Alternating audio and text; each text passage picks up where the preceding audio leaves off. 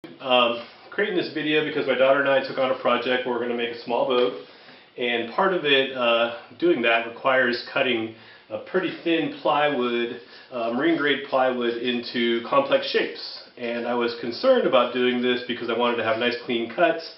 I was concerned about chip out, but I was primarily concerned about how to support a large sheet of this pretty expensive plywood and cut it with a jigsaw without it bouncing all over the place and not being able to make very accurate cuts. And so this is what I came up with. This may not be the best way to do it, but it worked pretty well for me.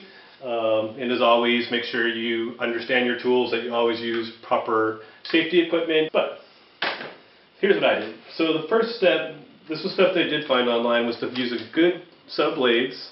You probably can't get away with using the jigsaw blade that came with the jigsaw, but this is a Bosch Clean for Wood blade. It's a 20 tooth per inch blade, nice and thin, good for tight corners.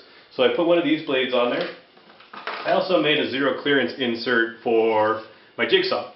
This is basically just a square piece of 1/4 inch MDF that we cut a slit down the width of the blade and then a little carve out so that when you mount it to the bottom of your jigsaw, the blade is right at the end of that opening, and it gets nice clean cuts, holds the wood in place, and prevents chip out because of that zero clearance gap there.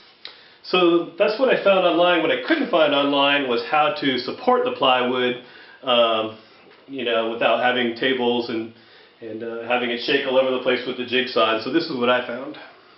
Alright, so what I did to support my plywood was I got a 2-inch sheet of foam insulation. This is just your standard insulation like you saw in my garage panels for keeping out heat or sound in a wall.